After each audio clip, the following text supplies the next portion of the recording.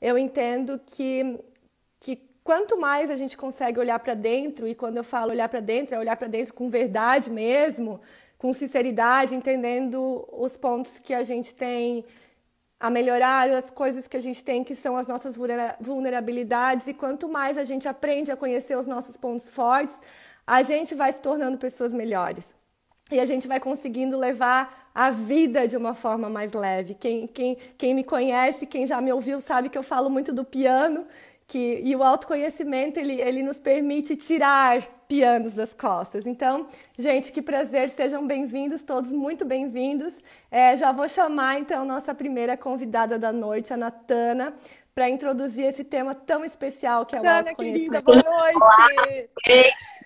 Seja muito bem-vinda! Obrigada, boa noite a todos. Muito feliz também de ter o pessoal participando. Ai, que noite especial. Natana, antes de a gente começar, eu acho que é bem prudente que você se apresente, aí depois a gente introduz esse tema que é tão maravilhoso, que é o autoconhecimento. Então, meu nome é Natana, eu sou psicóloga, eu atuo no consultório, principalmente voltado para esse foco de autoconhecimento por meio das psicoterapias de terceira geração, que trazem justamente uma proposta bem integradora para que a gente consiga fazer esse autoconhecimento de uma forma bastante completa e entender muitos aspectos importantes da nossa vida. Também sou coordenadora de cursos de pós-graduação, sou autora de livros, materiais terapêuticos, dentro da área da psicologia.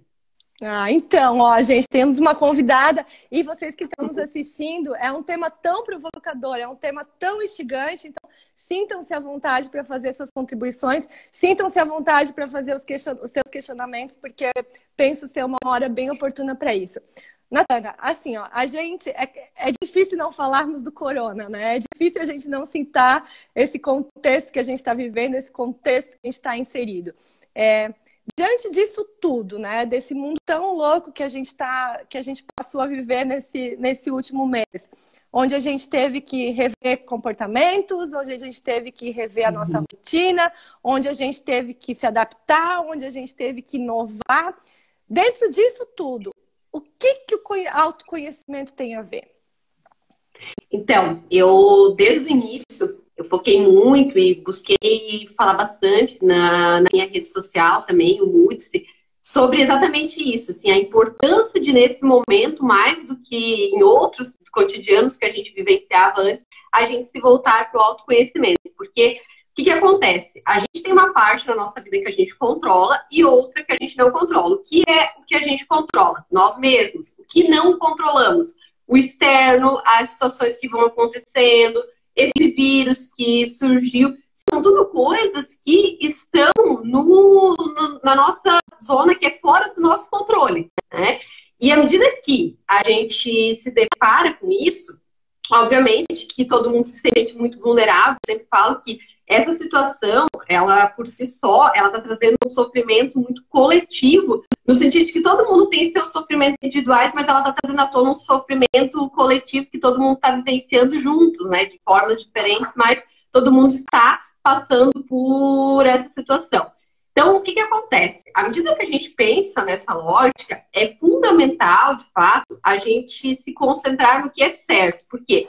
Porque sempre que a gente está diante de um perigo, a gente começa a pensar o que eu posso fazer, o que eu faço, o que eu faço, naquele desespero, naquela ansiedade que é normal do ser humano, que tem uma série de questões fisiológicas, cerebrais envolvidas. Mas isso foge do nosso controle. Então, eu sempre tenho falado, desde que tudo isso começou, que o que está ao nosso alcance nesse momento é pensar assim, quais recursos que eu tenho para enfrentar essa situação que está acontecendo, já que ela eu não controlo, mas eu controlo a minha atitude, os meus pensamentos, a maneira que eu vou lidar. E para que daí eu consiga fazer esse movimento, eu preciso me conhecer, porque senão eu não vou conseguir saber quais recursos que eu tenho frente a tudo isso que está acontecendo, que é o que vai ser que vão ser os meus aliados diante dessa situação. Ótimo. Eu acho que isso é fantástico porque a gente sabe, né? igual você falou, o que está fora eu não consigo controlar. Não consigo controlar o que as pessoas pensam a meu respeito, eu não consigo controlar o que vai acontecer na noite de hoje, no dia de amanhã, se as pessoas vão gostar de mim, se não vão gostar de mim, enfim. Mas eu consigo controlar as minhas ações. Até o Orion está dizendo aqui, nem a mim eu consigo controlar. Às vezes a gente não consegue mesmo, né? E daí por isso que precisa do autoconhecimento, né, Carol? Porque exatamente. é justamente à medida que a gente se conhece que a gente vai conseguindo justamente ter esse autocontrole da gente mesmo. E assim, eu quero trazer uma frase célebre, socrática, de que é há muitos anos conhecida, que é o conhece a ti mesmo. Então, há muito tempo a gente ouve falar disso, né? Que o autoconhecimento é importante. Essa frase, ela fica rondando, né? Conhece a ti mesmo. Mas, e, assim, para as pessoas que estão nos ouvindo, Natana, como que eu inicio esse processo de autoconhecimento? Como que eu faço para... porque não é assim, né? Pronto, agora eu vou me conhecer. Não é uma coisa que do dia para a noite eu durmo e acordo conhecendo todas as minhas potencialidades, as minhas fraquezas, enfim. Como que eu dou início a esse processo? Como que eu starto tudo isso? Então, obviamente que ele é um processo complexo, eu vou tentar simplificar dentro do possível esse processo, porque assim, uma coisa é fato, dependendo de uma série de variáveis, uma ajuda profissional, obviamente, que é muito indicada. Então, é importante, em muitos casos, a gente ter um acompanhamento profissional para isso. Mas, tentando trazer para coisas que está ao nosso alcance fazer, sem dúvida, a primeira coisa é começar a se observar, porque a gente tende a ficar muito no automático na nossa vida, no sentido de ir mesmo refém dos nossos pensamentos, das nossas ações, sem parar para se observar um pouco de fora. Sempre gosto de falar para as pessoas, é como assim, se a gente estivesse olhando a nossa vida de fora, tipo, de uma sacada mesmo. Então, à medida que eu consigo me observar, me perceber dentro disso, obviamente que fica muito mais fácil para que eu consiga me conhecer, entender por que eu estou pensando dessa forma, por que eu estou sentindo aquilo, porque eu começo realmente a assumir o controle da minha vida. Então, esse passo ele é fundamental e, como eu falei, após ele é que é possível vir todos os outros. Tentando trazer isso assim para uma parte mais prática. Eu vejo que essa observação ela é muito bacana quando a gente usa algumas perguntas do tipo assim, por que será que eu estou pensando nisso? O que está passando na minha cabeça agora? Que pensamentos que eu tenho? Quais os padrões de pensamentos que a gente tem? Porque, de fato, a gente pensa de uma forma muito parecida. Existem padrões muito característicos de cada pessoa. Então, quando a gente vai pensando, elencando esses padrões, vai se tornando muito mais fácil essa autoobservação. E escrever os nossos pensamentos é um exercício bem importante, a gente usa muito nas terapias cognitivo-comportamentais, essa estratégia de registrar, porque a gente consegue daí ter uma percepção de fora, ao invés de estar tudo meio bagunçado na nossa mente, muitos pensamentos, e eles, às vezes, de uma forma que não fica claro para a gente o que são os nossos padrões e como, então, assumir o controle disso. Agora, pensando assim de maneira geral na nossa vida. Agora, quando a gente pensa assim, as nossas qualidades, que é daí bem fundamental, ao meu ver, naquela lógica que eu falei anteriormente. A gente precisa conhecer os nossos recursos, porque é isso que vai possibilitar justamente enfrentar essa e outras situações desafiadoras na nossa vida. Então, para conhecer os nossos recursos, que são as nossas fortalezas, as nossas forças pessoais, nossas qualidades, tem vários nomes para isso, né? Mas de maneira geral, os nossos pontos fortes. A gente também precisa se observar e daí a gente pode entrar num outro exercício. Por exemplo, assim, eu gosto de recomendar o exercício seguinte. Lembre de uma situação, feche os olhos, lembre de uma situação que você se sentiu muito bem fazendo o que você estava fazendo. E daí pense, quais habilidades você estava usando naquele momento, quais características suas assim, estavam prevalecendo naquele momento. Porque se a gente se sentiu bem, é justamente porque a gente estava usando o que a gente tem de melhor. Que é daí um conceito mais técnico falando, né, da psicologia positiva. Fantástico essa tua fala, Natana. Porque enquanto tu falavas, eu vinha aqui pensando, né? Às vezes a gente precisa se policiar, porque enquanto psicólogas, esse processo de olhar para dentro, de olhar da sacada, de perceber os sentimentos, ele é muito comum, porque desde a faculdade, desde o primeiro semestre, a gente é ensinado a pensar assim.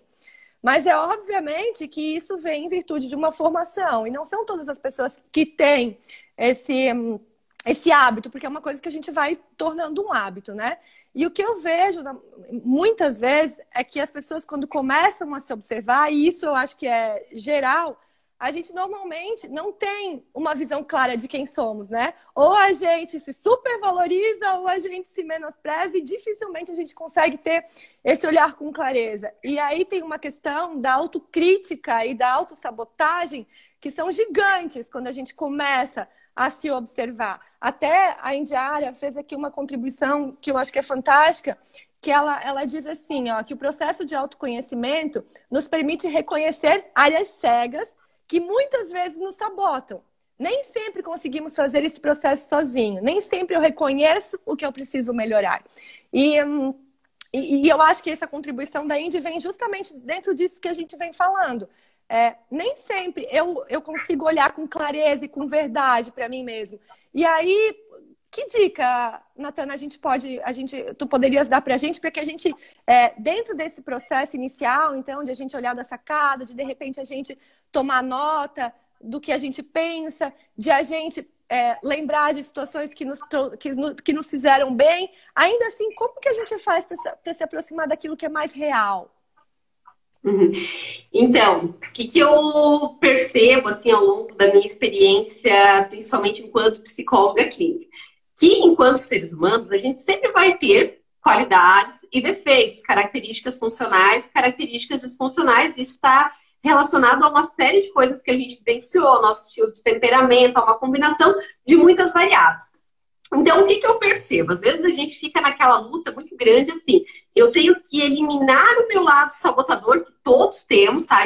Todo mundo tem, eu não conheci até hoje ninguém que não tenha o seu lado sabotador, e a pessoa geralmente fica naquela ânsia assim, eu tenho que tirar esse lado sabotador e prevalecer o meu lado funcional.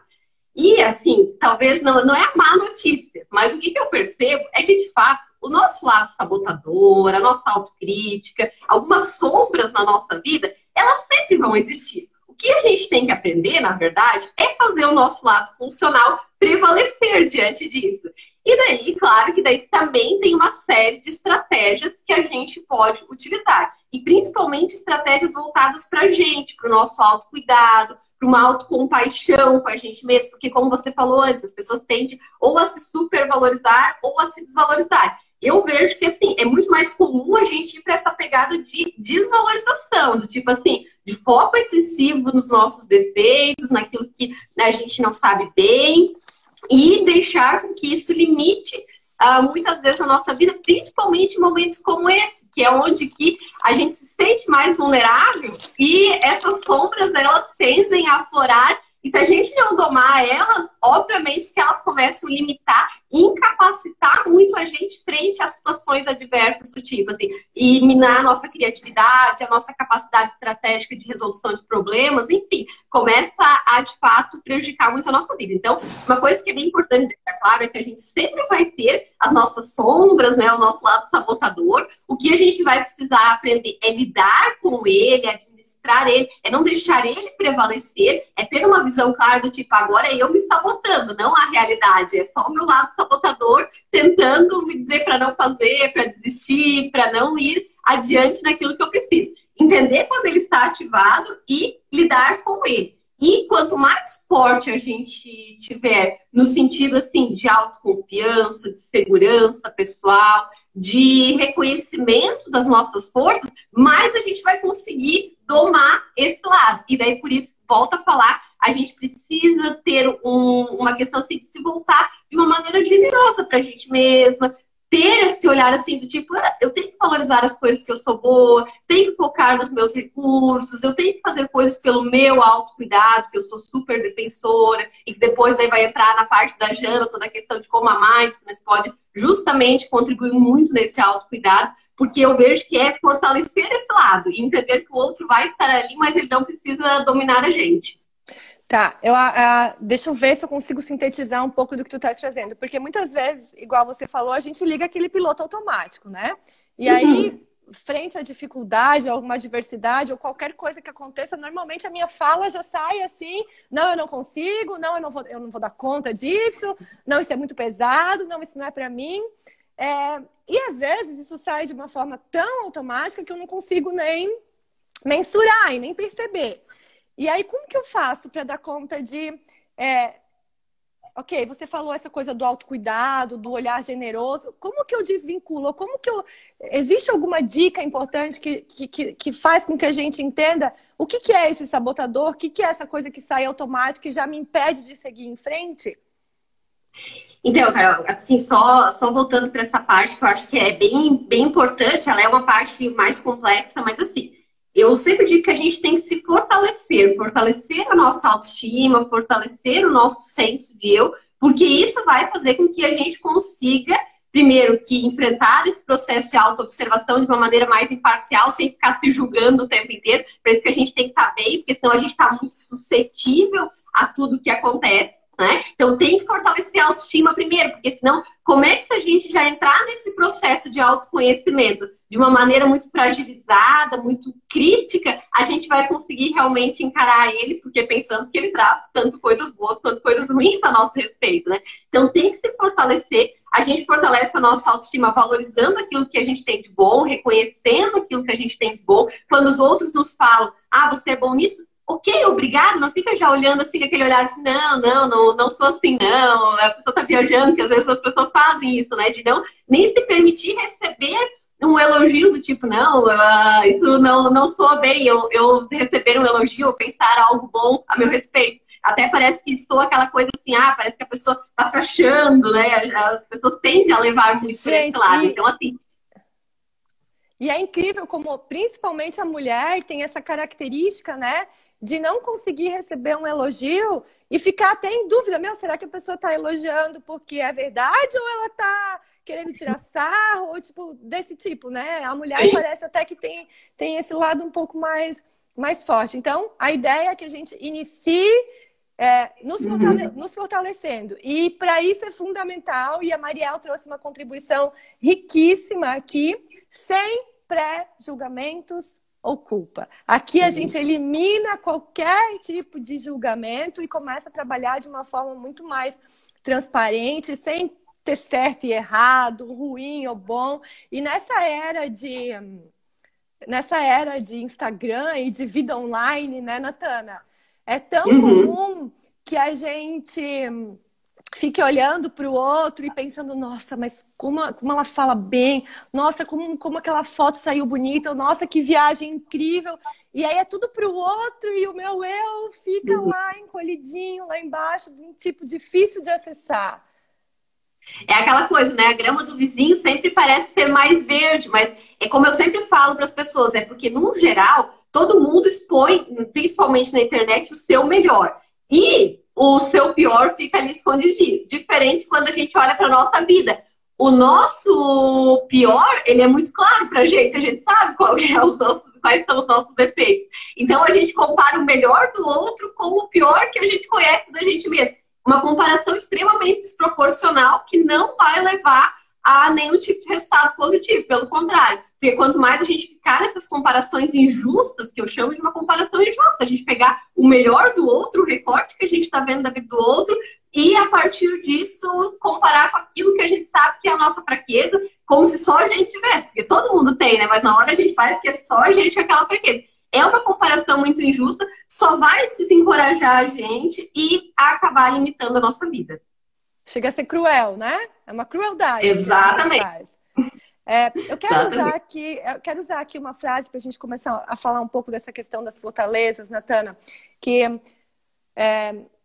O que é melhor? Eu pensar e focar naquelas coisas que eu preciso desenvolver, que de repente eu não sou tão boa, ou o meu foco tem que ser naquelas coisas que de repente eu já percebi que eu faço bem, que eu já percebi que são situações que me deixam leve, que me proporcionam prazer? Para que caminho que eu preciso ir? Então, não é só segundo a Natana, é segundo a psicologia positiva, que tem muitos estudos embasando, eu não vou assumir essa bronca sozinha. Mas é, sem dúvida, a gente focar naquilo que a gente já faz bem, naquilo que a gente já tem uma predisposição a ter, de fato, um potencial. Por quê? Porque o trabalho ele fica muito mais leve, ele é muito mais rápido se a gente investir naquele caminho que a gente já percorreu uma parte, do que começar do zero, do que ficar focando naquilo que a gente não é bom, porque, como eu falei, todas as pessoas não vão ser boas em algumas coisas e vão ser em outras. Não conheço ninguém que é bom em tudo ou alguém que é ruim em tudo. Então, a gente não tem que ficar se concentrando em coisas que a gente não tem habilidade, que não são os nossos recursos, e sim investir naquilo que já está a nosso favor, porque daí é só trabalhar para fortalecer. O caminho fica muito mais curto nesse sentido. Uhum. A Indiara está aqui perguntando, Natana. Natana, você acredita que o que mais nos incomoda no outro está relacionado a algo pessoal projetado? Olha, pergunta eu sempre de psicólogo, isso. Muito legal essa pergunta. Eu sempre falo que os outros são grandes espelhos para refletir a nossa vida. E eu vejo que esse refletir enquanto espelho, ele pode se dar de duas formas. Ou a gente se incomoda com pessoas que de fato refletem coisas que a gente é e que daí tá mal resolvido na gente. Então, por exemplo, assim, se eu sou uma pessoa controladora, eu vou ter uma aversão a quem é também, porque aquela pessoa vai refletir uma coisa que é difícil para mim lidar, em mim mesma, né? E também tem a outra forma, no sentido assim, o outro acaba refletindo, às vezes, o oposto do que a gente acredita, dos nossos valores, daquilo que a gente tem como certo ou errado, porque cada um tem as suas verdades, por mais que a gente busque, né, esse olhar imparcial, é natural que ao longo da nossa vida a gente vá construindo algumas verdades e acaba que os outros são espelhos para também refletir assim, coisas opostas das nossas verdades ou coisas muito semelhantes que estão mal resolvidas dentro da gente. Então, sem dúvida. E por isso que é, de novo, tão importante o autoconhecimento. Para, às vezes, eu olhar para o outro e saber assim, às vezes eu não estou me incomodando com essa pessoa porque ela é uma pessoa terrível. E às vezes só porque ela está sendo um espelho para refletir o que eu preciso rever, repensar a meu respeito e trabalhar dentro de mim. Uhum. Ótimo, sensacional. Natana, ainda falando um pouquinho, a gente já está caminhando para o final da tua fala, porque isso aqui passa rápido pra caramba. A gente ainda pegando um pouquinho na coisa das fortalezas, das potencialidades, quando a gente começa a olhar para isso de uma forma mais genuína, com carinho, de uma forma generosa, às vezes eu percebo que as pessoas se sentem até envergonhadas. Mas eu vou dizer ou eu vou declarar em alto e bom tom que eu sou tão bom nisso, que isso eu faço super bem. Tem, de repente, uma dica, alguma coisa que tu pode deixar pra gente, no sentido de encorajamento mesmo, ok, você é bom nisso e espalha isso pro mundo inteiro. Sim. É que aí a gente pega uma questão muito social até, né, Carol? Justamente porque por muito tempo foi até, assim, incutido na nossa cultura de que a gente não tem que se autovalorizar, porque é uma pessoa arrogante, é uma pessoa que está se achando, como eu falei antes, e as pessoas foram muito apegadas, então a gente tem que ser humilde, a gente não pode ficar se autovalorizando.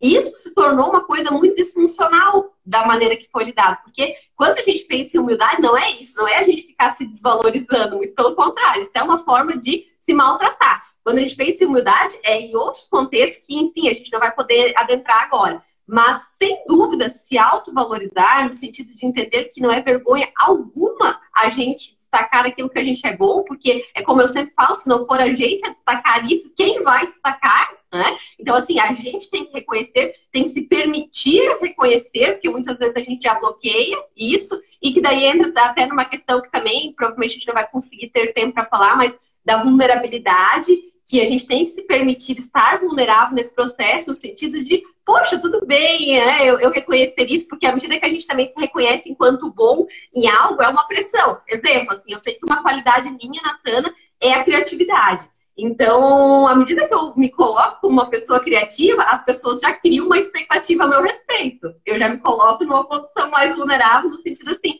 do que vão pensar a meu respeito, do que vão esperar do meu trabalho, daquilo que eu faço. Mas é um processo essencial para que eu consiga exercer aquilo que realmente eu tenho enquanto habilidade, que uma delas é a criatividade. Então, assim, pensando nisso que você está colocando, Carol, eu vejo que é um trabalho, de novo, voltado para uma questão assim, de autogenerosidade, da gente entender que não tem nada, que às vezes é regras que a gente ficou colocando, que nem são verdadeiras, de que se autovalorizar é se achar, não. A gente precisa, sim, reconhecer as nossas qualidades, entender que todo mundo tem qualidade, e não só as nossas, as dos outros também, porque é tão importante dizer para o outro aquilo que ele é bom. Eu sempre falo, né? O que custa pra gente dizer pra pessoa assim, nossa, como tu é criativa, como tu é generosa, como tu tem uma questão de perspectiva, de persistência, porque faz muito bem. E é uma das formas também de promover autoconhecimento para outra pessoa, porque às vezes ela não se deu conta disso e a hora que a gente fala faz todo um sentido para ela. Eu sempre falo, eu descobri a criatividade numa situação muito inusitada, que eu passei quando na minha época de escola, e depois que a professora me falou isso, eu passei a usar 10 vezes mais essa força, porque eu pensei, não, realmente eu sou isso, peguei aquilo para mim e investi, fortaleci o que já era meu de alguma forma, mas que à medida que eu soube, que alguém me deu esse retorno, eu investi. Então, gente, o que a gente tem que fazer? Se valorizar, se permitir isso e permitir aos outros, valorizar os outros, encorajar os outros, porque quanto mais a gente se ajudar nesse processo, melhor vai ser, ao invés de ficar julgando o outro ainda, se achando, porque falou que é bom nisso, né? Ainda mais nesse momento, né? Quanto mais a gente se unir, melhor tudo isso vai ser para todo mundo, pensando no cenário atual mesmo, né? Tanto que às vezes esses exercícios de fazer, solicitar feedback e dar feedback, eles são tão prazerosos, são tão ricos e eles criam essa rede, né? Essa rede de comunicação. Exatamente. Ô, Natana, e para a gente caminhar para o fim, na verdade, para a gente finalizar, eu queria só que a gente pegasse num ponto interessante, que é a questão do propósito. Hoje a gente fala tanto em propósito, né, em se conectar a um propósito, e às vezes ele fica lá longe, uma coisa parece que é inalcançável. Mas eu não sei qual que é o meu propósito, e aí parece que eu fico buscando ele o tempo inteiro. O que é esse caminho de autoconhecimento, de reconhecer as potencialidades, de começar a entender que existem vulnerabilidades e que todos nós temos e tudo bem. Como que isso me aproxima dessa questão do propósito? Então, eu acho que é bem importante, até pensando no nome da live, que é buscando essa vida significativa, esse caminho. Porque o que eu penso, Carol? Que esse é o grande objetivo da maior parte das pessoas. Se a gente perguntar, as pessoas querem isso. Querem viver uma vida significativa, querem se orgulhar de serem quem são, de fazer o que fazem, de se sentirem realmente engajados nas suas atividades diárias.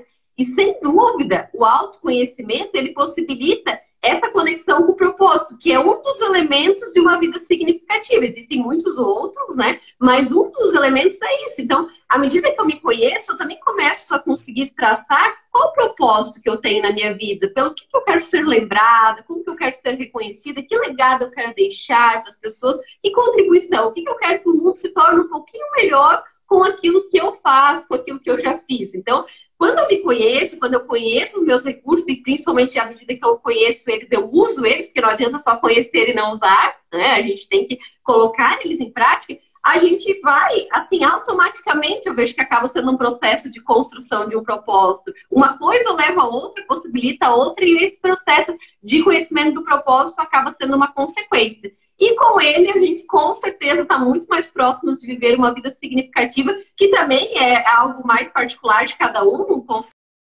de vida significativa também pode ter várias variações, mas, de fato, assim, o que as pessoas buscam é qualidade de vida, bem-estar, estratégias para superar problemas, conseguir, assim, dentro do que está ao seu alcance, lidar com a realidade, porque eu sempre gosto assim, do conceito de aceitação e compromisso, que é assim, aceitar aquilo que a gente não tem controle e se comprometer a buscar uma vida dentro daquilo que a gente pode fazer, dentro daquilo que a gente tem controle. Ter esse compromisso, principalmente, em primeiro lugar, com nós mesmos, de nos conhecermos e utilizar isso para construir, para buscar uma vida significativa.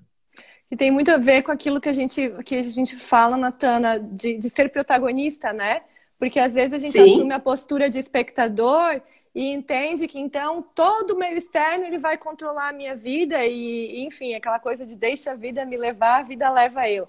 E aí, quando a gente não está nessa postura de protagonista, a gente acaba não se reconhecendo e nem se responsabilizando pelas coisas que a gente faz. Então, se deu certo, que legal. Se deu errado também, não sei, porque não sei o que era para dar certo e eu não me responsabilizo nunca pelas coisas. Então, esse processo de se responsabilizar... Fica à mercê da realidade, né, Carol? Fica totalmente suscetível à vulnerabilidade da realidade, no sentido, assim, de que, como eu falei, tem coisas que a gente não controla, mas se a gente não controla nem aquilo que a gente controla, daí a gente está completamente suscetível ao acaso e a gente sabe que a realidade se impõe e em muitos momentos ela vai trazer coisas difíceis. E quanto mais preparado a gente estiver, mais a gente vai conseguir administrar tudo isso. Que legal! Natana, minha querida, muitíssimo obrigada pelas suas contribuições. Nosso tempo está acabando. Na verdade, ele acabou, mas eu quero ainda que tu tenhas a chance de uma última fala. Mas antes disso, meu agradecimento em nome da nossa equipe por teres aceito esse nosso convite de forma colaborativa e compartilhar um pouquinho do tanto de conhecimento que tu tem. Muitíssimo obrigado. E tua última fala para a gente encerrar contigo, que eu ia chamar a Jana. Então, gente, só quero agradecer, não vou me delongar muito, porque eu sei que a Jana já está esperando. E eu só quero dizer que conhecimento, a gente sabe que é poder. Autoconhecimento, então, ao meu ver, é a chave de tudo. Então, que a gente, de fato, invista nesse processo, porque, sem dúvida, vale muito a pena e nos possibilita nos aproximar ou chegar mesmo na vida que a gente quer viver e que a gente merece viver, principalmente. Tá bom, Carol? Muito obrigada por tudo. Espero que tenhamos mais oportunidades em momentos como esse. Obrigada a todos que participaram e até mais. Que legal, gente, que lindo. Obrigada, Natana. Então, o que é o mindfulness? Bom, o mindfulness, né? Muitas pessoas falam de meditação, né? E às vezes acreditam que possa ter a ver com religião ou com alguma outra coisa mais mística. E o mindfulness é super científico, né? Se vocês forem olhar, tem vários artigos científicos, né? Existem protocolos feitos pela Universidade de Oxford, que é o que eu fiz, né? Ou minha instrução. Então, ele não tem essa coisa mística. Ele é uma atenção plena no momento presente. Né? E a nossa consciência, ela não tem esse viés nem religioso e muito menos místico. Ela é muito científica no que a gente está falando. Né? Então, é uma ferramenta incrível, né? Que a gente pode usar e está a qualquer momento a nosso dispor, porque só basta a gente focar a nossa mente. Então, o mindfulness, até esse termo, né, para tradução para o português é um pouco complicado, porque tem vários vieses. Ele é a atenção plena no momento presente. Uhum. Parece simples, né? Mas muitas vezes eu até pensando como vou explicar, porque é muito amplo esse assunto, eu estava pensando assim, o que não é mindfulness, né? Eu acho que muitas vezes a gente, ou tu, ou, né, o pessoal que está vendo, está lendo um livro e de repente passou, né, algumas páginas e não se deu conta do que estava lendo. Né? Ou estava dirigindo e esqueceu onde é que estava indo e quando foi ver parou em outro lugar. Né? Essas são atitudes em que a nossa mente não está presente naquele momento. Né? Até numa briga ou numa discussão, quando a gente está falando coisas e fala sem pensar, né? Age sem pensar, também a gente não está consciente. Então, o que eles falam do conceito? Né? O mindfulness é uma atitude consciente, né? Intencional no momento presente, com abertura, aceitação, né? E sem julgamento. Ai, gente, isso é muito importante. Uhum. Eu tô aqui pensando porque essa coisa de a gente ligar o piloto automático é tão comum, né? A gente toca a vida louco, assim, e 1 zilhão de coisas para fazer. E, né, por exemplo, no meu caso, é mãe, aí tem 2 filhos, tem a casa, tem a empresa, é uma montoeira de coisas, tem a família, e às vezes a gente liga um botãozinho e esquece de viver as coisas mais importantes da vida, que às vezes é aquele momento tão pequeno, mas tão significativo. E eu já falei diversas vezes, e quem me conhece sabe, eu tenho 2 filhos, que são as coisas mais gostosas do mundo. E é tão legal a gente olhar para as crianças, né, Jana? Porque parece que as crianças... eu não sei onde que a gente perdeu a vida presente, porque as crianças, elas vivem o momento, elas vivem a circunstância. Até li uma pesquisa, faz algum tempo já, de que mais do que 50% do nosso tempo, a gente não está aqui, né? A gente está no outro planeta. Essa pesquisa é bem... Desculpa te interromper, Carol, que é bem interessante essa pesquisa, né? A gente usa bastante, ela foi feita com 2.250 pessoas, né? E eles mandaram um aplicativo para o celular delas fazendo 3 perguntas. Né? Como é que você está se sentindo? O que você está fazendo? E você está pensando sobre o que você está fazendo? Né? E com isso eles chegaram nessas conclusões, que 50% do tempo a nossa mente está divagando. Ela não está no nosso presente. Ou ela está no passado, ou ela está no futuro. Uhum. E é uma mente não treinada, é uma mente que a gente pode estar ruminando. Então a gente está ruminando coisas talvez num futuro que ainda não aconteceu. Ou numa negação. Né, de fazer de conta que nada está acontecendo e eu não penso sobre isso. Né? E a gente não está no presente. Aí é a fuga. E voltando também para o que você estava falando, eles também descobriram que a gente é mais feliz quando está no presente. Né? Porque quando a gente está ou no futuro ou no passado, essa questão de felicidade também fica um pouco alterada. Porque a gente não tem, né, o controle. E quando a gente está vivendo no presente, é que a gente consegue estar realmente consciente, né? E curtindo teus filhos. Não adianta eu estar numa praia paradisíaca lá na Tailândia, por exemplo, e estar com a cabeça em outro lugar. Fantástico. E, gente, como isso acontece, né? Aquilo. Muito. Gente, quando muito. A Bruna está colocando aqui, as crianças são as mais felizes dessa quarentena. E, gente, é verdade, a pureza das crianças, né? E aí tem diversas músicas que começam a pipocar na minha cabeça aqui, a alegria de ser criança, a pureza da criança, porque de verdade eles remetem muito ao tempo presente. Onde será que a gente perdeu isso, Jana? Aonde será que a gente deixa de viver o presente, começa na ansiedade de um futuro que a gente nem sabe se vai acontecer, ou preso a um passado que não agrega? Porque a gente começa a crescer, as nossas preocupações começam a vir, né? Então a gente começa a olhar mais para frente, né? E quando eu tiver aquele emprego que eu tanto quero, né? Essa perspectiva que talvez a criança ainda não tenha, né? Essa consciência. E quando acontecer alguma coisa, eu vou ser feliz. E quando eu conseguir, né, mudar de vida. E não tá vivendo aqui no presente. Né? Não tá deixando de viver isso. O que eu tava pensando também, a quarentena fez com que a gente parasse. Né? Um pouquinho, nos obrigou a parar. Né? Então, esse piloto automático, muitas vezes a gente acorda, toma café, vai trabalhar, volta e sempre na mesma rotina, né? Opa, e agora? Né? Eu tive que parar.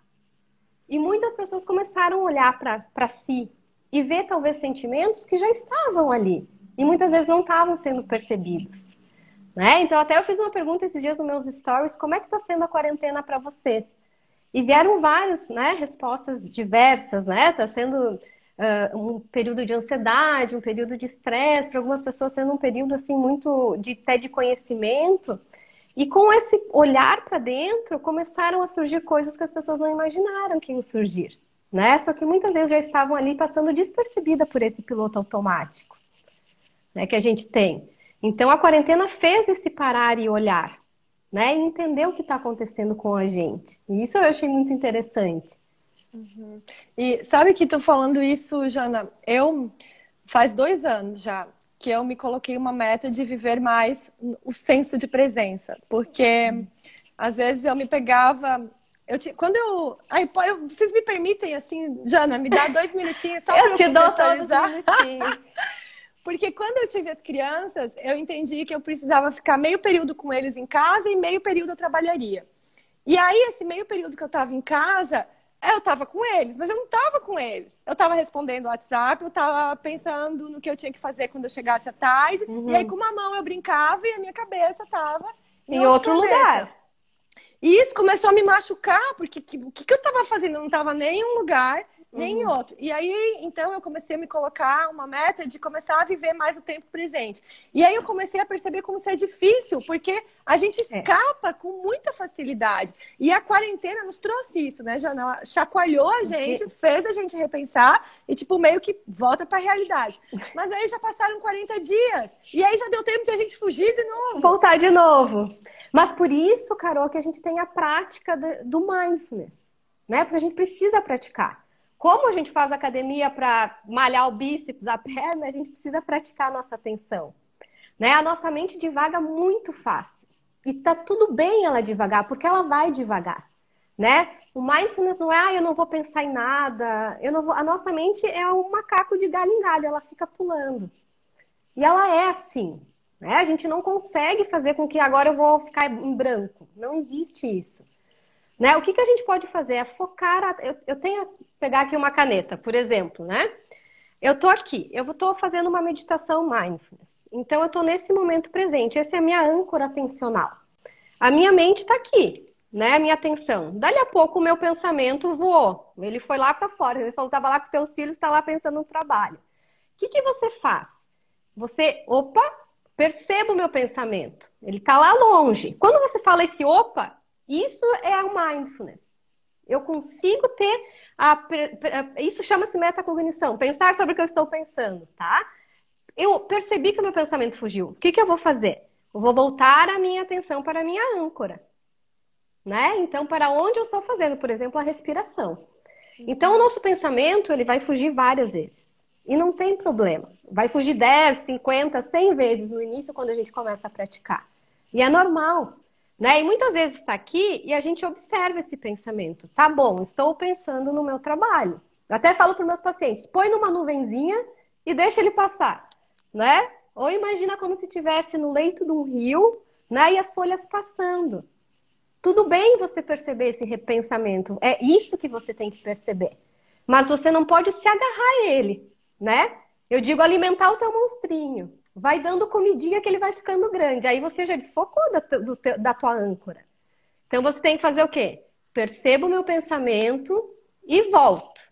Então estou aqui na minha âncora. E esse é o exercício diário. Não é fácil, mas é possível, né? A gente se perceber, né? E isso, o que que isso causa, né? Assim, maior regulação emocional, porque eu percebo que eu não estou legal. Então, por exemplo, acordei num dia ruim. Hoje eu estava preparando a live e trabalhando remoto, né? Estou trabalhando em casa. E o meu vizinho resolveu quebrar o apartamento e mudar o piso hoje, de tarde. E ele até tinha me avisado, mas eu não saberia que ia ser justamente hoje. Então eu comecei a ficar nervosa, porque eu não estava conseguindo trabalhar, britadeira na minha cabeça o dia inteiro. E eu pensei, poxa, tô ficando nervosa, né?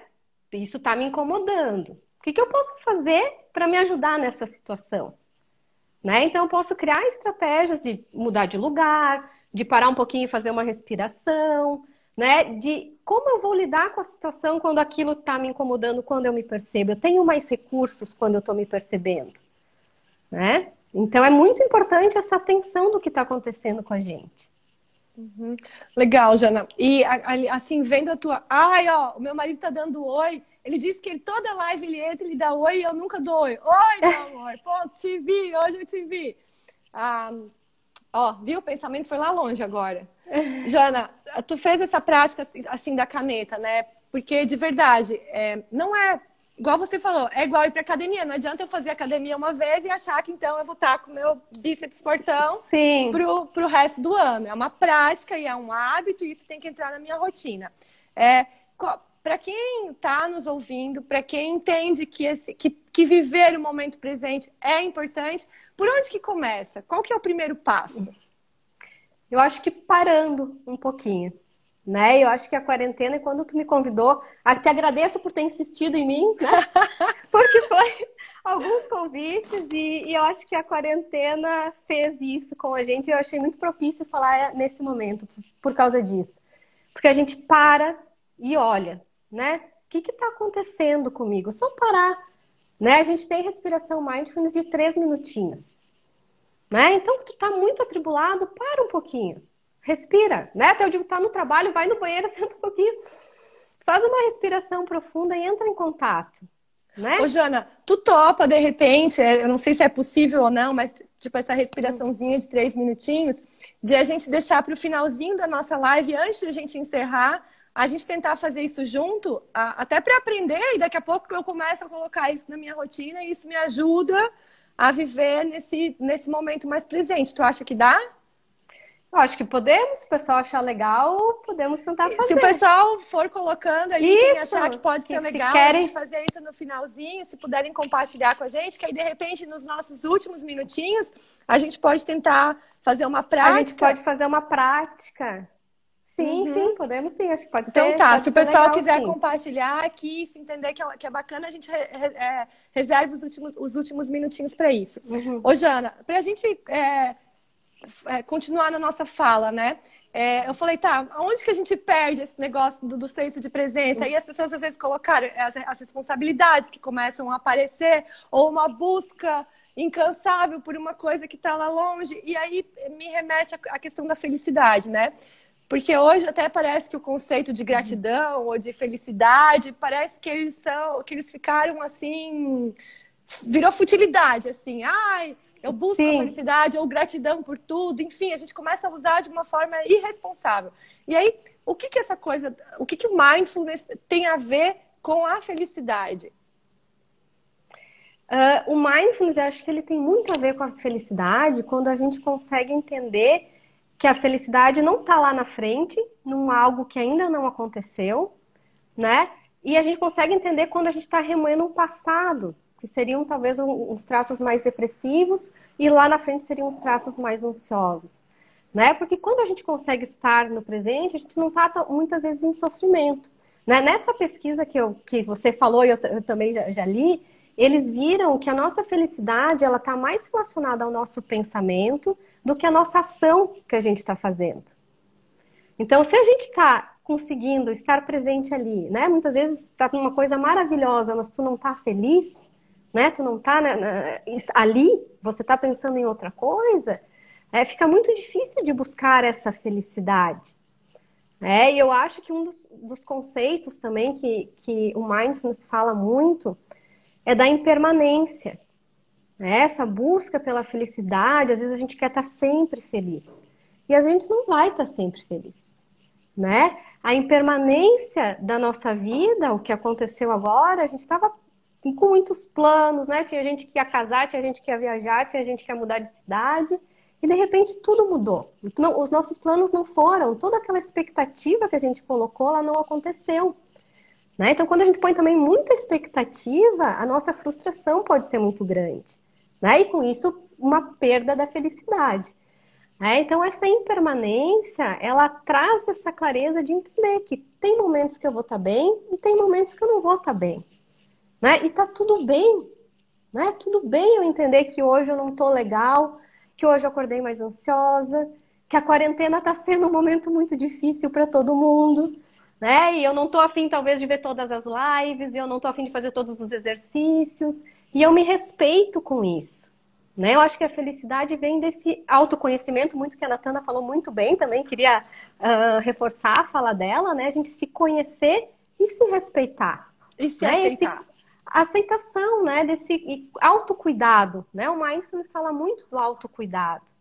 Né? Por que a gente para os outros a gente tem mais cuidado, né? Talvez não falaria certas coisas, ou não julgaria tanto. E com a gente mesmo, às vezes, a gente nos julga, né? Uhum. Aqui até a psicologando a Cuca. Uhum. Ai, agora até esqueci o teu nome, meu Deus, me perdoa. Mas botou assim, a única certeza é que tudo muda. Ah, não, desculpa. Se permitir viver as emoções. E aí, como essa frase é forte, porque às vezes a gente está super feliz e aí já vem aquele nosso sabotador que diz assim, meu Deus, eu nem vou dizer que eu tô feliz, porque daí a minha felicidade vai passar. E aí a gente nem se permite curtir, pensando que a felicidade pode passar, que isso pode acabar, e que cruel de novo que é isso, né? Muito cruel. Aham. E a Manu colocou aqui, ai meu Deus, ó, a live ao vivo, não sei como minha porta abriu e meu povo tá aparecendo Querido. aqui. Eu só queria colocar, Jana, que a Manu trouxe aqui, ó, uma coisa que eu acho que é interessante. Nós temos uma cultura de correr, achamos que quanto mais ocupados, mais produtivos. Nossa cultura não favorece a presença e contemplação. E, gente, como é verdade, às vezes a gente pensa que o estar sempre correndo ou o estar sempre inativo é sinônimo de que estou produtivo, quando na verdade significa que eu estou em outro lugar e não estou fazendo o que eu deveria talvez, fazer. né, Carol, falando um link com a felicidade que você estava falando antes, estar produtivo é uma busca de felicidade também, né? Porque aí talvez eu vou me realizar mais financeiramente ou profissionalmente.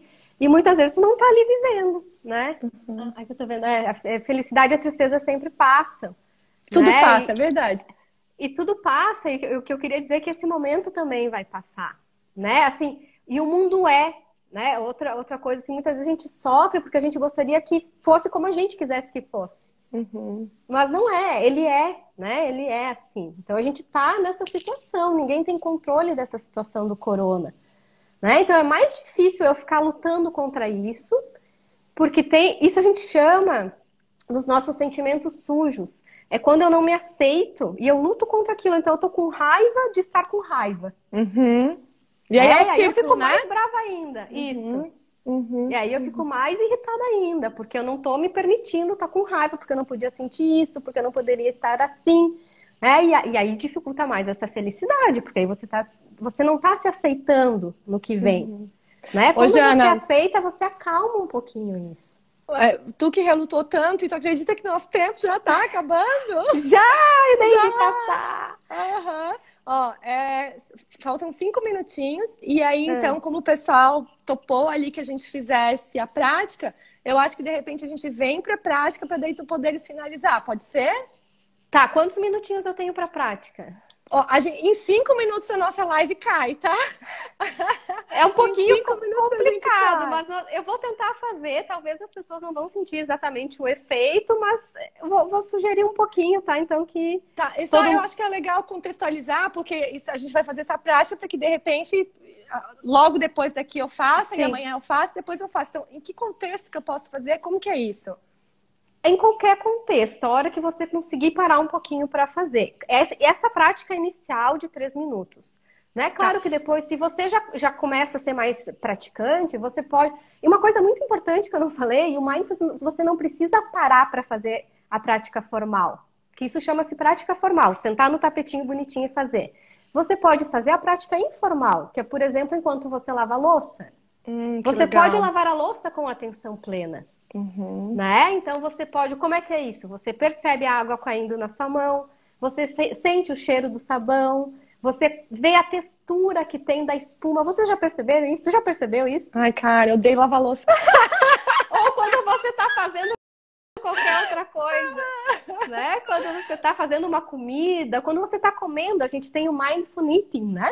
A prestar atenção na sua alimentação. Né? Eu sugeriria, eu acho que eu não vou conseguir fazer a prática. Ô, Jana, mas o pessoal já tá falando aqui, ó. O pessoal já tá falando aqui, ó. Se cair, aí a gente volta. Pode ser? A gente pode voltar? Pode, daí a gente tem que abrir outra. A gente abre outra live aí. Tá. Porque... Pode ser? Ou eu vou fazer assim, ó. É melhor a gente encerrar e abrir outra pra fazer a prática. Pra quem então tem tá, interesse, então a gente encerra aqui. E aí a gente espera o povo voltar e começa com a prática. Pode ser, gente? Eu acho que é melhor, porque se cortar ela no meio, a gente vai perder um pouco o fio da meada. Tá. Então eu vou encerrar aqui. E aí, ó, nós estamos com 84 espectadores. Vamos ver como é que a gente Adoro lavar a louça. Ó, gostei da Loiva. Adoro lavar a louça. Eu faço isso. Ah, boa! Então, só para encerrar o pensamento, Carol, que eu acho muito importante. Então, em qualquer momento, no dirigir, quando tu tá dirigindo, lembra quando a gente aprendeu a dirigir? Tu tinha que pensar, vou pisar na embreagem, vou botar a primeira. Isso é ter atenção plena. Né? Começa, não precisa ser especificamente isso, mas olhar o caminho por onde você passa. Né? Você já reparou o que tem quando você passa? Né? Perceber a fachada da loja. Então você pode ter uma atitude mindfulness. Né? Isso é um traço de personalidade que a gente pode desenvolver. Né? Algumas pessoas têm mais e outras têm menos, mas todas podem ter. Né? E só mais uma coisa que eu quero falar. É que as pessoas falam pra mim, ai, Jana, eu sou muito ansiosa, isso não dá certo comigo, eu não consigo fazer, eu não sei meditar. Né? Eu também, né, sou ansiosa, e justamente por isso a gente precisa fazer. Né? Justamente foi o que... Ó, a Júlia rindo ali. Porque a gente sabe que é para essas pessoas que a gente precisa praticar. Né? Que a gente pode desenvolver mais essa habilidade.